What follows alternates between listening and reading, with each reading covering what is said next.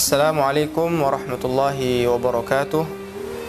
Alhamdulillahirabbil alamin wassalatu wassalamu ala asyrafil anbiya'i wal mursalin sayyidina wa maulana Muhammadin wa ala alihi wa sahbihi wa man tabi'ahum bi ihsanin ila yaumiddin, amma ba'd. Rabbi shrah li sadri wa yassir li amri wa hlul 'uqdatam min lisani yafqahu qawli. Hadirin wal hadirat, pemirsa dimanapun Anda berada, bersyukur kita kepada Allah Subhanahu wa taala. Pada hari ini kita masih diberikan kesempatan oleh Allah Subhanahu wa taala menjalankan perintah Allah Subhanahu wa taala, rukun Islam yang keempat, yaitu kita berpuasa untuk mencari pahala dan ridho dari Allah Subhanahu wa taala. Salawat beriring salam kita haturkan kepada junjungan kita baginda Nabi Muhammad sallallahu alaihi wasallam, karena atas pengorbanan beliau, karena jerih payah beliau, tetes darah keringat beliau, sehingga pada hari ini, pada detik ini kita masih dapat menikmati manisnya iman dan Islam. Hadirin wa hadirat rahimakumullah, pada kesempatan kali ini kita akan membahas mengenai syarat-syarat berpuasa. Syarat-syarat berpuasa yaitu siapa yang diwajibkan kepada mereka untuk menjalankan ibadah puasa, siapa mereka untuk boleh ataupun dapat melakukan ibadah puasa. Yang pertama sekali adalah mereka harus muslim, yaitu mereka harus beragama Islam, yakin kepada kalimat la ilaha illallah Muhammadur Rasulullah, sesuai dengan hadis baginda Nabi Muhammad sallallahu alaihi wasallam ketika beliau ditanya oleh Jibril alaihi salam, qala fa akhbirni anil Islam.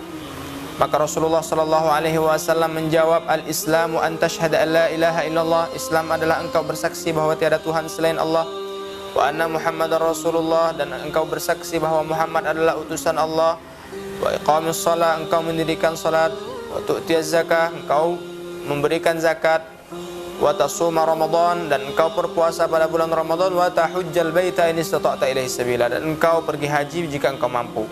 Maka itu merupakan amalan-amalan Islam. Jadi syarat pertama bagi orang yang ingin berpuasa, mereka harus beragama Muslim, harus beragama Islam. Yang kedua adalah baligh, yaitu orang yang sudah mencapai umur baligh, di mana mereka dikatakan sudah dewasa.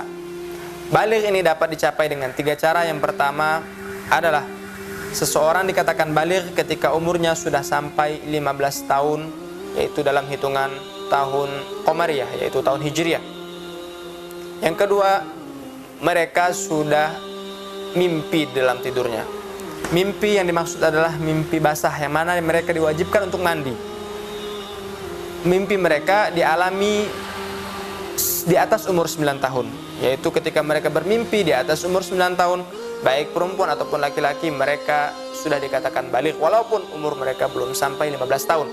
Dan yang ketiga adalah mereka haid di atas umur 9 tahun, yaitu bagi kalangan wanita. Hadirin wal hadirat rahimakumullah, baligh, ketika seseorang sudah dikatakan baligh, maka mereka wajib untuk melakukan ibadah puasa. Yang ketiga adalah aqil. Aqil artinya adalah orang yang berakal. Maksudnya adalah mereka dalam keadaan waras, mereka dalam keadaan berakal, tidak gila. Maka tidak diwajibkan puasa bagi orang-orang yang gila. Tidak diwajibkan puasa kepada mereka yang tidak berakal. Yang keempat adalah an-naqa'u 'anil haid wan nifas. Mereka suci dari haid dan nifas bagi wanita. Bagi perempuan, mereka boleh berpuasa ketika mereka suci dari haid dan nifas. Maka ketika mereka meninggalkan puasa, ketika mereka masuk ke dalam bulan Ramadan, namun mereka datang pada waktu itu, waktu haid mereka, ataupun mereka melahirkan bulan Ramadan, maka mereka tidak diwajibkan untuk berpuasa, namun diganti pada bulan-bulan yang lain ketika mereka sudah suci daripada haid dan nifas mereka. Sesuai dengan perkataan Siti Aisyah radhiyallahu anha, beliau berkata, kunna nu'maru biqada'is shaum wa la nu'maru biqada'is shalah. Kami diperintahkan untuk mengqadha, mengganti puasa kami di bulan Ramadan ketika kami haid, ataupun ketika kami nifas, dan kami tidak diperintahkan untuk mengganti sholat kami yang kami tinggalkan ketika kami haid dan ketika kami nifas. Kemudian syarat yang keempat, setelah yang pertama yaitu muslim, kemudian aqil, kemudian baligh, keempat adalah an-naqa'u 'anil haid wan nifas. Syarat yang kelima adalah mengetahui masuknya bulan Ramadan. Mengetahui masuknya bulan Ramadan, yaitu ketika masyarakat ataupun kita tahu masuk dalam bulan Ramadan, maka kita sudah wajib untuk melakukan puasa di bulan Ramadan. Mengetahui masuknya bulan Ramadan yaitu dengan ru'yatul hilal, yaitu melihat bulan sabit, bulan awal tanda masuk di bulan Ramadan. Masuknya bulan Ramadan diketahui dengan ru'yatul hilal. Sekarang kita sudah ditetapkan oleh Majelis Ulama Indonesia, ada di sana tim ataupun ada di sana orang-orang yang ditugaskan untuk melihat ru'yatul hilal, maka kita ikut pendapat mereka penetapan 1 Ramadan. Dan yang terakhir yaitu syarat bagi orang yang ingin berpuasa, yaitu syarat wajib untuk melakukan puasa adalah mampu, sesuai dengan firman Allah Subhanahu wa taala, bagi orang-orang yang tidak mampu mereka dapat untuk tidak berpuasa.